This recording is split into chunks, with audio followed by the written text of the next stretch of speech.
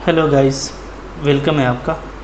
देखिए last class हम लोगों ने जो क्वेश्चन होमवर्क में देखा था ट्रांसपोर्टेशन का, वो ये क्वेश्चन है। ठीक है, तो ये क्वेश्चन उम्मीद है कि आप लोगों ने इसको कर लिया होगा। ठीक है, और जो एलोकेशन आया होगा हमारा वेगल्स मेथड से, ठीक है, लोवेस्ट कॉस्ट पेनाल्टी मेथड से जो हमारा आंसर आया होगा, तो वो आपने चेक किया होगा। ठीक है कि इसको हम लोग 11 यूनिट देते हैं।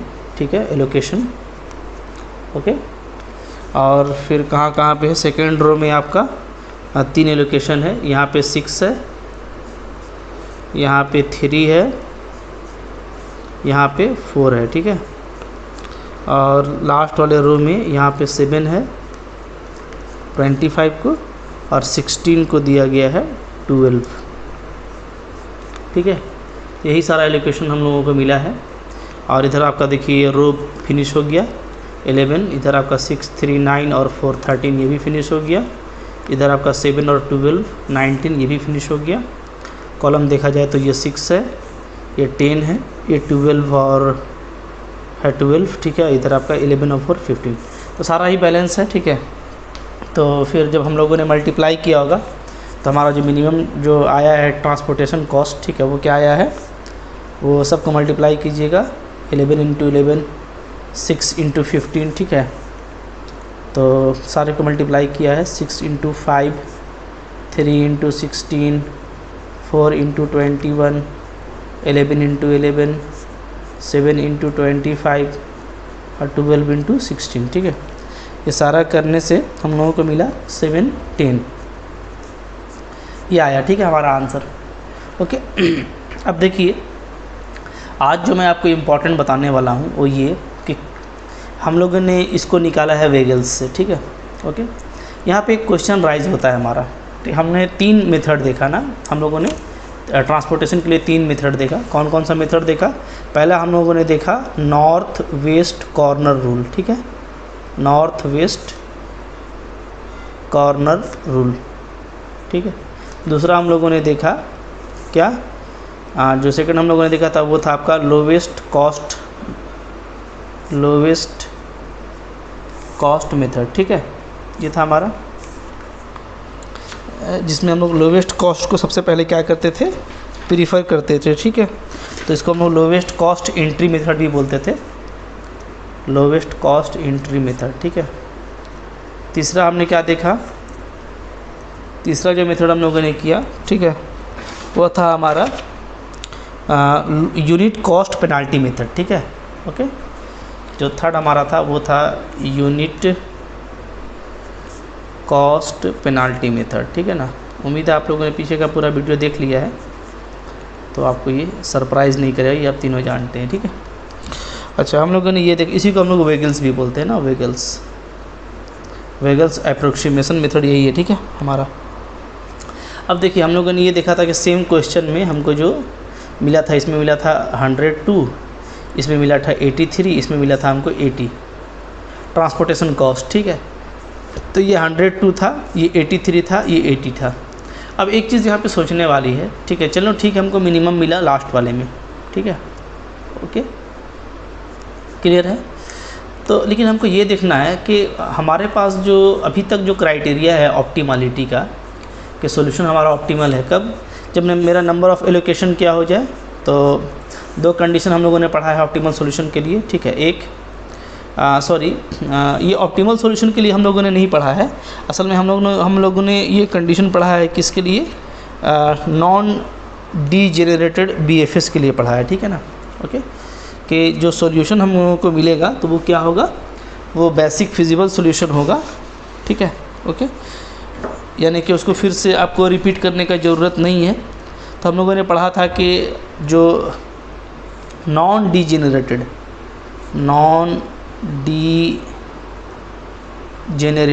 ठीक है, बीएफएस, ओके, यानी कि non degenerated basic feasible solution कब मिलता है, तो इसके लिए 2 कंडीशन हम लोगों ने देखा।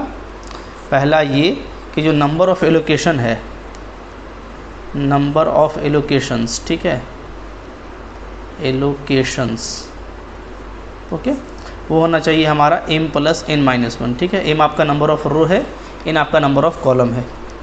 और दूसरा ये कि जो एलोकेशन है वो इंडिपेंडेंट होना चाहिए, ठीक है ना। Allocations are independent in position, independent in position. तो आपको ये बोलता है कि भाई ये क्या है, नॉन डीजेनरेटेड बीएफएस है, ठीक है। देखिए ये बेसिक फिजिबल सॉल्यूशन है, ये बात याद रखिए, लेकिन ये ऑप्टिमल है ये कंफर्म आपको नहीं करता है। और आप तीनों ही मेथड में देखेंगे, तीनों ही मेथड में जब हम लोगों ने सोल्व किया था तो हमको नंबर ऑफ़ एलोकेशन ये सेटिस्फाई किया और पोजीशन भी इंडिपेंडेंट था, ये भी सेटिस्फाई किया, तीनों में सेटिस्फाई किया, ठीक है। लेकिन हमको वैल्यू मिनिमम कहाँ पे मिल रहा है, यहाँ पे मिल रहा है, ठीक है। तो अब क्वेश्चन उठता है कि ये असल में नॉन डीजेनरेटेड बीएफएस बताता है, ऑप्टिमल है कि नहीं है, ठीक है। मतलब ऑप्टिमल का मतलब क्या है कि इससे छोटा नहीं हो सकता, ये नहीं बताता ये। यही वजह है कि तीनों मेथड में हमारा अभी वैल्यू कम होता जा रहा है। और इसमें भी जो मेथड हमको, इसमें भी जो हमको वैल्यू मिला है, तब आप समझें कि ऊपर भी नंबर ऑफ़ एलोकेशन सेटिस्फाई किया, इंडिपेंडेंट पोजीशन सेटिस्फाई किया, वेगल्स में भी किया। तो अब वेगल्स में ये जो मिल रहा है तो क्या ये ठीक है, ये आपका नॉन डीजेनरेटेड बीएफएस है, ठीक है ना। बट ये ऑप्टिमल भी है, ये अभी तक कंफर्म नहीं हो रहा है। तो हमको जो ऑप्टिमल का कंडीशन है अब वो ऐड करना पड़ेगा, ठीक है। तो आज मैं आपको ऑप्टिमल का कंडीशन बताने वाला हूँ, तो यानी हम लोगों का वर्क बढ़ जाएगा। हम लोग तो काम करेंगे वोगल्स से ही, ठीक है। जो आंसर आता है वो लाएंगे, बट उसका ऑप्टिमलिटी टेस्ट करेंगे कि क्या इससे भी कम पॉसिबल है। हो सकता है थोड़ा और मेहनत करें तो हमको इससे भी कम पैसा खर्च हो ट्रांसपोर्टेशन में। तो देखिए खर्च एक बार कैलकुलेशन एक बार करना पड़ता है, लेकिन लाइफ टाइम पैसा फिर क्या होता है, बचता है कंपनीज़ का। इसलिए ट्रांसपोर्टेशन प्रॉब्लम इम्पॉर्टेंट है, ठीक है। कि हम उसको ऑप्टिमल भी देखें, कि ऑप्टिमल का मतलब होगा कि हो सकता है कि मतलब कि ऑप्टिमल जब हो जाएगा तो कंफर्म हो जाएगा ना कि फिर अब इससे नीचे हमको फिर नहीं मिल सकता। तो इसलिए हम अब ऑप्टिमलिटी टेस्ट भी करेंगे, ठीक है। तो ऑप्टिमलिटी टेस्ट कैसे करेंगे, तो वेगल्स को ही मैं आगे कंटिन्यू करूँगा कि वेगल्स से जो हमने वेगल्स का अप्रोक्सीमेशन मेथड पढ़ा है, थर्ड वाला अप्रोक्सीमेशन मेथड, ठीक है। तो वेगल्स अप्रोक्सीमेशन मेथड में ही हम लोग कैसे ऑप्टिमलिटी चेक करेंगे कि भाई ये सॉल्यूशन जो आया है वो ऑप्टिमल है कि नहीं है। तो इसके लिए अब आपको कुछ नियम याद रखना है, ठीक है, ओके। तो आइए मैं आपको अब दिखा रहा हूँ ऑप्टिमलिटी टेस्ट कैसे करना है, उसका प्रोसेस भी हम लोग यहाँ पे देखेंगे, ठीक है, ओके। तो देखें, तो आप लोगों ने यहाँ तक बना लिया है इस क्वेश्चन को। इसी क्वेश्चन से हम लोग आगे बढ़ेंगे। इसी क्वेश्चन में देखेंगे कि ये 710 है हमारा, ये हमारा ऑप्टिमल है कि नहीं है, ठीक है। इसके लिए तरीका क्या होगा, तो आगे देखिए। इसके ये समझ लीजिए हमारा स्टेप 1 यहाँ पे पूरा हुआ, ठीक है। तो अब चूँकि आगे और भी बढ़ रहे हैं हम लोग, तो थ्योरीज़ वगैरह लिखने का ज़रूरत नहीं है, आप डायरेक्ट कुछ शॉर्ट में भी आप यहाँ तक काम कर लेंगे, ठीक है, ओके। चलिए अब स्टेप 2 में इसके बाद क्या करना है, तो देखिए स्टेप 2 का वर्किंग यहाँ से देखिए। अब आपको क्या करना है, we determine a set UIVJ for each occupied cell, ठीक है, ओके। ऑक्यूपाइड सेल कौन है, तो याद रखिए ऑक्यूपाइड का मतलब क्या होता है कि भरा हुआ सेल, और नॉन ऑक्यूपाइड क्या होगा, तो जो हमारा खाली सेल है उसको हम लोग क्या बोलेंगे, उसको हम लोग बोलेंगे नॉन ऑक्यूपाइड सेल, ठीक है। तो ये बोलता है कि हम लोग क्या करेंगे, हम लोग सबसे पहले UI और VJ इसका पूरा का हम सेट निकालने वाले हैं, ठीक है, ओके। UI और VJ का किसके लिए, फॉर ईच ऑक्यूपाइड सेल, जो भी सेल हमारा भरा हुआ है उसके लिए, ठीक है, ओके। अच्छा अब यहाँ पे देखिए, यहाँ पे रिलेशन क्या होगा, such that CRS equal to होगा UR प्लस VS, ठीक है। क्या होगा, CRS is equal to UR plus VS होगा, ठीक है ना, ओके। वो R सफिक्स लिया गया है U का और S, तो ये डिफरेंट पोजीशन पे ये खुद ब खुद काम कर जाएगा, ठीक है, ओके। अच्छा चलें, अब देखिए ये हमारा कैसे होगा, ठीक है ना।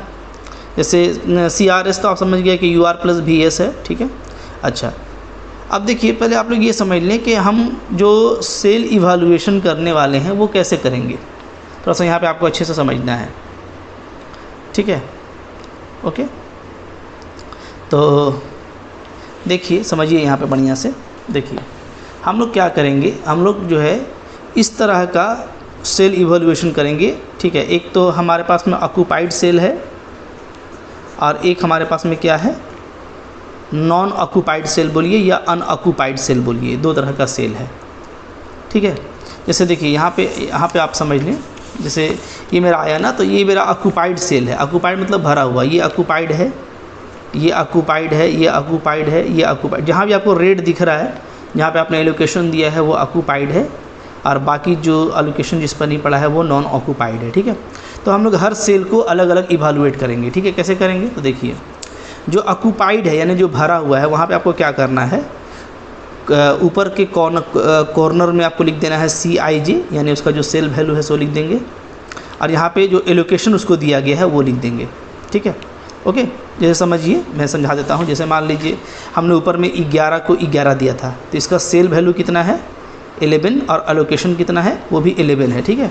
तो देखिए इसको हम लोग ऐसे बना लेंगे बॉक्सेस में, और यहाँ पे लिख देंगे 11, ये सेल वैल्यू हो गया, ये सेल वैल्यू है, और ये जो 11 है ये क्या है, ये है एलोकेशन, ठीक है। समझिएगा, हाँ, ये आपका सेल वैल्यू है। सेल वैल्यू यानी जो पहले से क्वेश्चन में दिया रहता है, जिसको हम लोग CIJ बोलते हैं, ठीक है। और ये आपका क्या है, ये है आपका एलोकेशन। तो सबसे पहले हमको ऐसा बॉक्स बनाना है, ठीक है। अच्छा, और जो अनऑक्यूपाइड सेल है, यानी जो इस तरह का सेल है, पहला रो में ये जो है, जो 3 एंट्री है जो अनऑक्यूपाइड है, ठीक है। तो अनऑक्यूपाइड के लिए क्या करना है, तो अनऑक्यूपाइड के लिए आपको ये CIJ निकाल लेना है, यानी सेल वैल्यू यहाँ पे लिखना है, ठीक है। सेल वैल्यू यहाँ पे लिख लेंगे, यहाँ पे UI और VJ दोनों को ऐड करके लिख लेंगे, ठीक है। और नीचे में निकालना है आपको DIJ क्या है, इन दोनों का डिफरेंस, CIJ माइनस ये पूरा UI प्लस VJ, ठीक है। तो जैसे यहाँ पे हम लोगों ने निकाला हुआ है, ठीक है। तो अभी कैसे निकाला मैं आपको समझा देता हूँ। तो सबसे पहले जो ज़रूरत है वो क्या है, UI और VJ निकालना। इसलिए स्टेप 2 में पहले ये काम कर लेंगे हम लोग कि हम लोग UI और VJ निकालेंगे। किसके लिए निकालेंगे ये, फॉर ईच ऑक्यूपाइड सेल, यानी जिस सेल में आपने एलोकेशन दिया है उस सेल के लिए हम UI और VJ का वैल्यू निकालेंगे, ठीक है। तो UI और VJ का जो वैल्यू होगा तो वो क्या होगा, एक्चुअली वो होगा आपका ऑक्यूपाइड सेल से रिलेटेड होगा, ठीक है। अच्छा, अब इसमें सबसे पहले देखिए बात समझिए, ठीक है। जैसे जनरली हम लोग इधर UI लेंगे और इधर लेंगे VJ। इसका मतलब क्या होगा, इसका मतलब होगा कि पहला जो रो है उसका, ठीक है, उसका जो वैल्यू हम लोग लेंगे उसका हम लोग लेंगे U1, सेकेंड रो के लिए लेंगे हम लोग U2, थर्ड रो के लिए लेंगे U3, कॉलम में लेंगे VJ, यानी फर्स्ट कॉलम के लिए V1, सेकंड के लिए V2, थर्ड के लिए V3 और फोर्थ के लिए V4, ठीक है।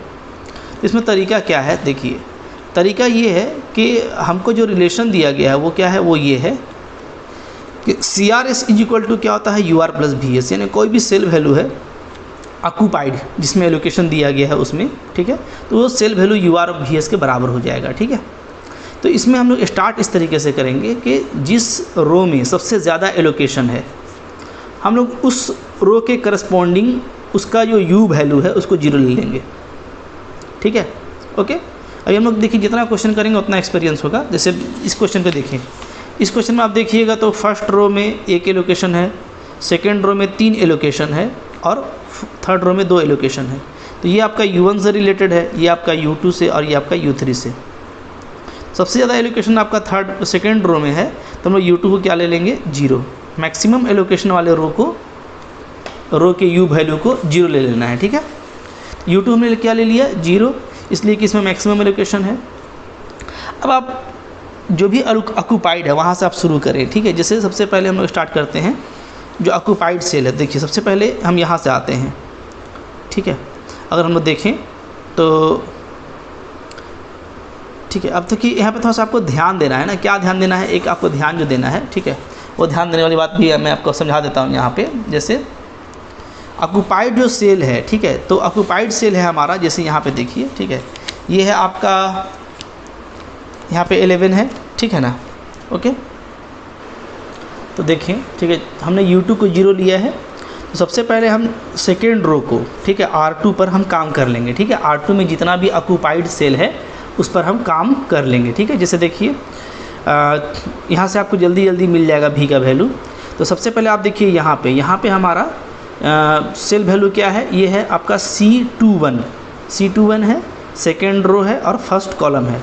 तो C21 कितना दिया हुआ है क्वेश्चन में, ब्लैक वाला देखिएगा 15। ठीक है, तो इसको डायरेक्टली क्या लिखेंगे, C21 को U2 प्लस V1। ठीक है, इस रिलेशन के हिसाब से आसानी से याद रखिएगा, डायरेक्ट U2 पहला सफिक्स U को, दूसरा सफिक्स V को, तो U2 प्लस V1, तो ये 15 हो गया।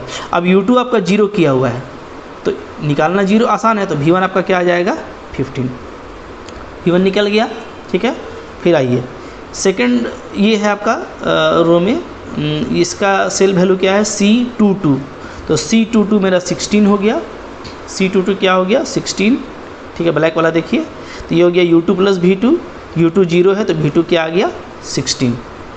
ठीक है, फिर और कौन है, एक है लास्ट वाला C24, तो C24 आपका 21 है, यहाँ पे देखिए 21। ठीक है, ये ब्लैक वाला देखिए, ठीक है 21, तो ये हो गया आपका सिंपली U2 प्लस V4, तो U2 0 है तो V4 हमको मिल गया, तो हमको V1 V2 V4 मिल गया। ठीक है, क्लियर है। अच्छा, अब आप सबसे पहले तो जिस रो को 0 करते हैं उससे आप काम कर लीजिए, इसके बाद अब आप अपने हिसाब से कर सकते हैं, आपको बस वैल्यू फाइंड आउट करना है। ठीक है ना, तो फिर देखिए यहाँ पे आपका ये है C32, तो C32 क्या है 25, तो U3 प्लस V2 हो जाएगा। ठीक है, U3 प्लस V2 क्या हो गया 25। अब आप देखिए आपको V2 मालूम है 16 है, V2 को 16 यहाँ पे लाइएगा तो U3 क्या मिल जाएगा आपको 25 माइनस 16 यानी 9, तो हमको यहाँ से U3 मिल गया। ठीक है, ओके, U3 क्या मिल गया आपको, U3 आपको मिल गया 9, यहाँ पर अलग से ऐसे लिख सकते हैं। ठीक है ना, U3 मेरे को 9 मिल गया। ठीक है, U2 तो हम 0 लिए थे, यहाँ पे U2 मेरा 0 है। ठीक है ना, क्लियर है। अच्छा, फिर आप देखें और कौन है ऑक्यूपाइड, ये ऑक्यूपाइड है, तो ऑक्यूपाइड इसका सेल वैल्यू क्या है C33, third row third column, तो C33 कितना है 16 है, तो देखिए C33 16 यानी U3 प्लस V3 का वैल्यू 16 हो गया। V3 मेरे को मालूम नहीं है, U3 भी मालूम नहीं है। ठीक है, अच्छा U3 यहाँ पे मालूम चल गया है 9, तो यहाँ पे ये V3 क्या हो जाएगा 16 माइनस U3 यानी 16 माइनस 9 इक्वल टू क्या आ गया आपका 7, तो हमारा V3 यहाँ से निकल गया, क्या आ गया V3 मेरा 7 आ गया। ठीक है ना, ओके, एक और बच गया है हमारा सबसे ऊपर वाला, सबसे ऊपर में कौन है, ये है 11 यानी फर्स्ट रो का फोर्थ कॉलम C14, तो देखिए C14 मेरा 11 है यानी U1 प्लस V4 11 हो गया।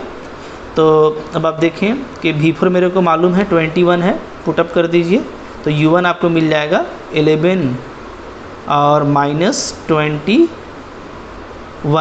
यानी माइनस 10 आ रहा है। ठीक है, तो हमारा U1 क्या आ गया, U1 हमारा आ गया माइनस 10। क्लियर है। ठीक है, इस तरीके से हमारा सारा फिगर मिल गया है। ठीक है, तो अब हमको क्या करना है, हमको डायरेक्ट टेबल लिखना है आराम से। देखिए, तो देखिए ये मेरा टेबल आ रहा है, इसको आपको बस ध्यान से देखना है, ये मैं टेबल बना रहा हूँ। ठीक है, सबको मैंने बॉक्स में डाल दिया है एलिमेंट को, ताकि जो ऑक्यूपाइड और नॉन ऑक्यूपाइड है हम उसको डिज़ाइन कर सकें। ठीक है ना, तो इधर हमारा UI रहेगा, इधर मेरा VJ रहेगा, तो U1 का वैल्यू क्या आया है देख लीजिए माइनस 10, U2 तो हमने 0 लिया था जो कि मैक्सिमम एलोकेशन है, और U3 का वैल्यू क्या आया है 9 आया है। ठीक है, तो ये ले लीजिए, इधर हो गया, और इधर हमारा V1 V2 V3 V4 क्या आया है देख लीजिए, तो V1 15 है, V2 16, V4 21 और V3 7, तो 15 16 7 21, देखिए 15 16 7 21। ठीक है, सारा डिज़ाइन हो गया। ओके, अच्छा, अब चलें, अब हमको ये ध्यान देना है कि हमको इस दो तरह का बॉक्स डिज़ाइन करना है, ऑक्यूपाइड के लिए और अनऑक्यूपाइड के लिए। ठीक है, ओके, तो आपने जो बनाया हुआ है वहाँ से आप ध्यान दीजिएगा। ठीक है, ऑक्यूपाइड आपको कहाँ पे है, फर्स्ट रो में है। ठीक है, तो पहले आप ऑक्यूपाइड वाले को चाहें तो लिख ले डायरेक्ट इस तरीके से, जैसे फर्स्ट रो में यहाँ पे है, फिर सेकंड रो में ये 3 है और थर्ड रो में ये 2 है। ठीक है, इसको सिंपली कैसे लिखना है, ऑक्यूपाइड को इस फॉर्म में लिखना है, सेल वैल्यू को कोना में और एलोकेशन को, देखिए 11 11, फिर यहाँ पे आप देख लीजिए सेल वैल्यू कितना है 15 6, यहाँ पे 15, यहाँ पे 6, फिर ये हो जाएगा 16 3, यहाँ पे 16, यहाँ पे 3, फिर ये हो जाएगा आपका 21 4, तो यहाँ पे 21 और 4, ठीक है, जो ऑक्यूपाइड है उसकी बात कर रहा हूँ। फिर थर्ड रो में आ जाइए 25 7 और उसके बाजू में 16 और 12, देखिए 25 और 7, ठीक है, और उसके बाजू में था 16 और 12, 16 है ना, 16, एक बार चेक कर लेते हैं।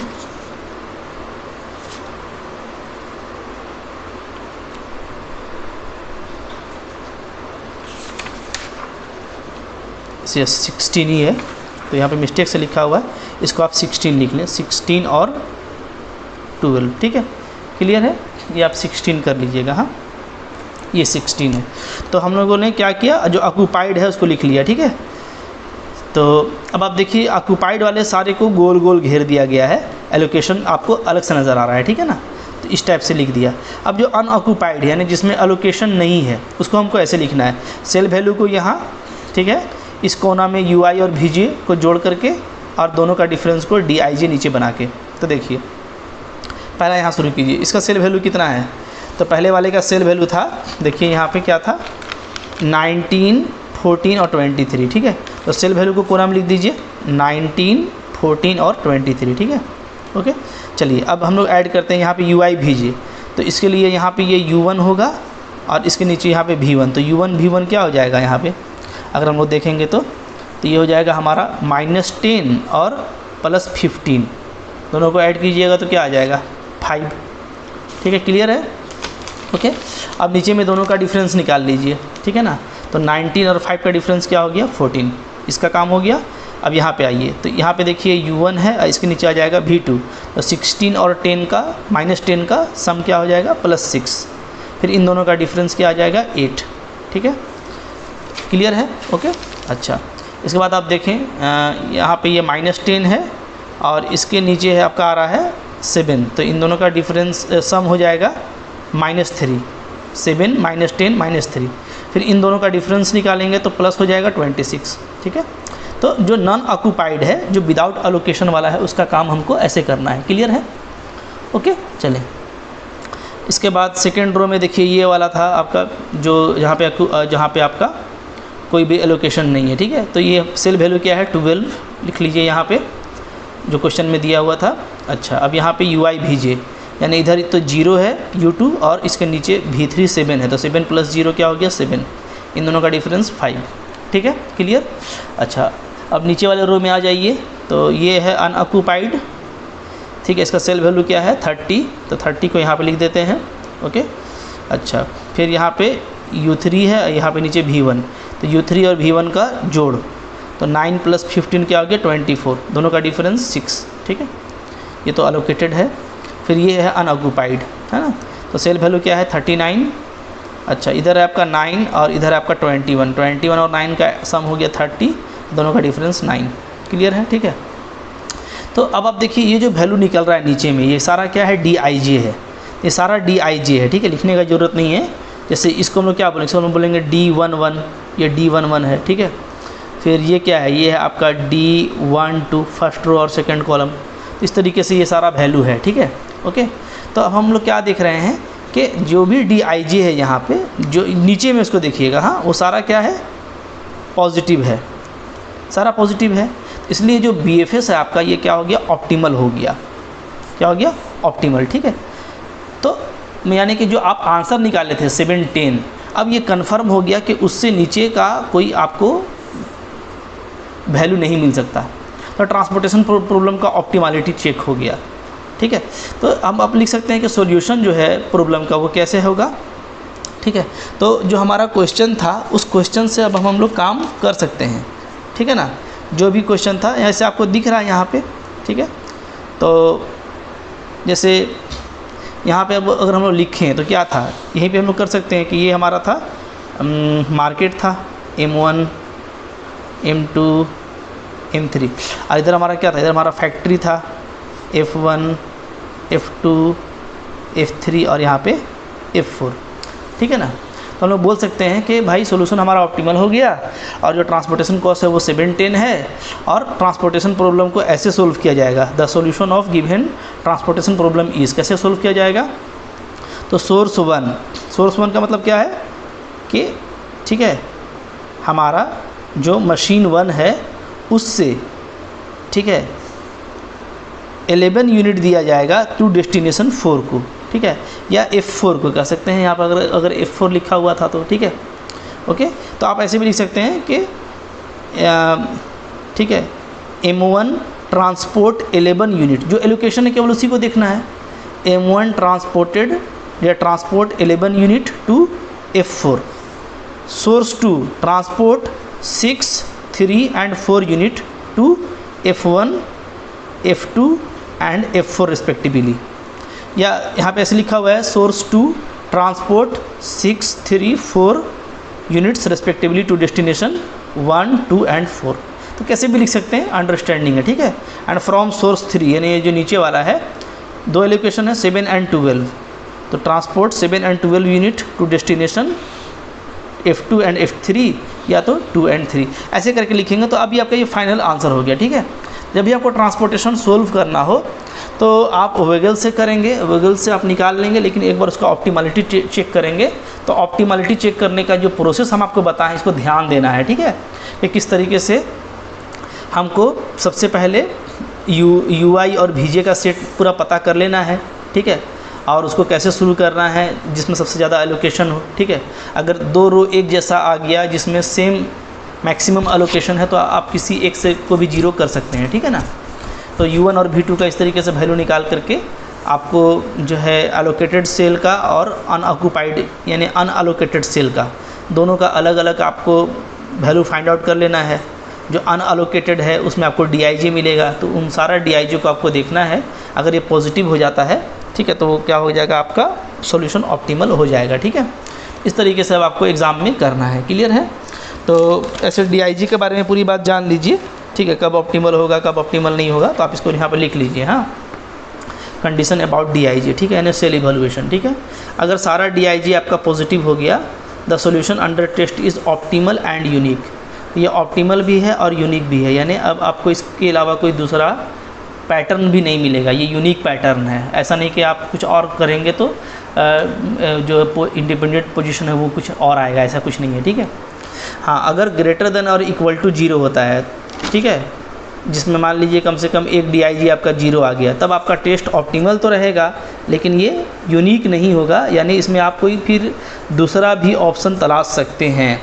हाँ, लेकिन चूँकि ऑप्टिमल है तो जो ट्रांसपोर्टेशन का खर्च है वो वही आएगा, वो अब नहीं चेंज करेगा। हाँ, लेकिन एक हो रहा है ना कि भाई फैक्ट्री 1 से 2 यूनिट मशीन 1 को दे रहे हैं या मार्केट 1 को दे रहे हैं, तो ये आप कुछ आपस में चेंज कर सकते हैं, यानी कुछ जो इंडिपेंडेंट पोजीशन है वो चेंज कर सकता है। जाहिर सी बात है, जैसे ये इंडिपेंडेंट है, ठीक है ना, अगर आप देखें तो ये भी तो इंडिपेंडेंट है, तो इस तरीके से एलोकेशंस के पोजीशन चेंज कर सकते हैं, यानी ये यूनिक नहीं है बट आंसर वही आएगा, ठीक है।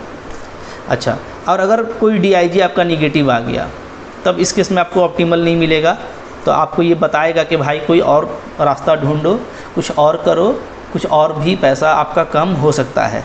तो जब DIJ आपका लेस देन 0 आ जाएगा तो हमको आगे बढ़ना है, तो हम लोग एक नया BFS निकालेंगे, यानी न्यू बेसिक फिजिबल सॉल्यूशन निकालेंगे by giving maximum allocation to cell for which DIJ is minimum and negative by making and occupied cell empty, ठीक है। तो हम लोग इसको जब करेंगे तो समझ में आएगा आपको कि अगर DIJ हमारा कोई निगेटिव हो जाएगा ना, तो जिस भी सेल का DIJ निगेटिव होगा हम लोग क्या करेंगे, हम लोग उसको कुछ ना कुछ एलोकेशन देंगे, ठीक है, ओके, जिससे क्या हो जाए, जिससे वो जो DIJ है हमारा, ओके, वो हो जाए पॉजिटिव, ठीक है। तो उसके लिए हम लोग इस तरह का एक लूप को जो है फॉलो करेंगे। यहाँ पे आपको देखिए एक लूप दिख रहा है, इस तरह का लूप देखेंगे। जैसे मान लीजिए ये मेरा निगेटिव हो गया, ठीक है, तो हम क्या करेंगे, इसको हम कुछ वैल्यू दे देंगे, जैसे +θ दे दिया, ठीक है ना। तो कहाँ से देंगे, जाहिर सी बात है नीचे वाले एलोकेशन से उठा करके देंगे, तो उसमें देंगे तो इसमें घट जाएगा, जाहिर सी बात है, ठीक है। अच्छा, इधर यहाँ पे प्लस हुआ है तो इधर भी माइनस हो जाएगा, क्योंकि जो रो का वैल्यू है वो तो कांस्टेंट रहेगा और जो नीचे कॉलम का वैल्यू है वो भी कांस्टेंट रहेगा। तो अगर आप इसमें कुछ ऐड करेंगे तो डेफिनेटली उसके नीचे उसमें घट जाएगा, इसमें ऐड हुआ तो इसके बगल वाले में घट जाएगा और फिर यहाँ पे ऐड हो जाएगा, ठीक है। इस पैटर्न पे हम लोग काम करेंगे, जब हम लोग ये क्वेश्चन डील करेंगे तो आपको क्लियर होगा, ठीक है। तो अगर DIG अगर आपका निगेटिव होता है तो हम लोग क्या करेंगे, when we allocate plus theta unit से to this cell the number of positive allocation occupied cells become m+n, ठीक है। Hence they become independent in position, okay, and so a close loop can be formed. Therefore it is note that in case of new allocation of cell, ठीक है, DIJ less than 0, we must complete a loop in such a way that all availability, that means sources and demand supply are satisfy, ठीक है। तो खैर ये बात आप अभी आप लिख लीजिए जो यहाँ पे लिखा हुआ है, ठीक है ना। लेकिन जाहिर सी बात है कि इसको जब आप करेंगे तो आपका ज़्यादा क्लियर होगा, ओके, ठीक है। अच्छा, तो चलें एक हम लोग इसके बाद एक क्वेश्चन हम लोग करते हैं, ठीक है, करके देखते हैं कि हमारा फिर इसके बाद जो हमारा क्वेश्चन है वो कैसे होगा, ठीक है ना। इसको आप नोट डाउन कर लीजिए, ठीक है। और एक क्वेश्चन मैं देता हूँ तब तक, जब तक आप ये करें ना कि आपको तो पेनाल्टी निकालने तो आता है, तो आप ऐसा करें कि पेनाल्टी वगैरह निकाल करके, ठीक है, और आप इसको सोल्व करने का कोशिश कीजिए, ठीक है। हाँ, देखिए ये क्वेश्चन दिया हुआ है, यहाँ पे एक क्वेश्चन है, ठीक है, ओके। ये क्वेश्चन है, देखिए यहाँ पे, solve the following transportation problem. इधर आपका 1 2 3 है, ठीक है, ये सोर्स है, इधर आपका सप्लाई है, फ्रॉम लिखा हुआ है, इधर 2 लिखा हुआ है, तो यानी ये सोर्स हो गया 1 2 3 4, इधर सप्लाई हो गया। इधर मत देखना आप, ठीक है, आपको ये खुद से बनाना है, क्योंकि ये तो आप जानते हो करने ना, ठीक है। ये सप्लाई इधर डिमांड है, ठीक है, ये बैलेंस है 34 34। तो आप सबसे पहले वेगल्स से क्या करिए, अलोकेशन दीजिए, ठीक है। अलोकेशन देना आपका पहला काम है। अलोकेशन जब आपको मिल जाएगा कहाँ कहाँ पे आता है, तभी हम लोग फिर क्या करेंगे, वो DIJ वाला वर्किंग करेंगे, यानी सेल इवैल्यूएशन करेंगे, ठीक है। तो आप इसको करके रखें आप इसको, ठीक है, इसको आप कर लें। इसके बाद मैं देखता हूँ कि हम लोगों को आगे क्या करना पड़ता है, ठीक है। या आप खुद से आगे बढ़ेंगे, बट पहला कम से कम ये काम आप ज़रूर कीजिए कि इसका एलोकेशन आप दे दीजिए। और एलोकेशन देने के बाद ये भी आप चेक कर सकते हैं, जैसे हम लोगों ने लास्ट अभी क्वेश्चन देखा, सेल इवैल्यूएशन भी कर लीजिए आप, कि मतलब कि किसको जीरो करना है, U1 U2 U3 किसको, या V1 V2 V3, किसी को भी एक को जीरो कर सकते हैं, कोई एक रो या कोई एक कॉलम का जो करस्पॉन्डिंग U और V वैल्यू है उसको आप जीरो कर सकते हैं। तो उसको आप भी चेक करें, ठीक है, और चेक करके आप सेल इवैल्यूएशन करिए, ठीक है। तो जहाँ तक बढ़ सकते हैं इसको आप बढ़िए लेकर के और देखिए क्या आंसर आता है, ठीक है। और इसको मैं फिर ठीक है नेक्स्ट वीडियो में कंटिन्यू करता हूँ, ठीक है। Okay, thank you for watching.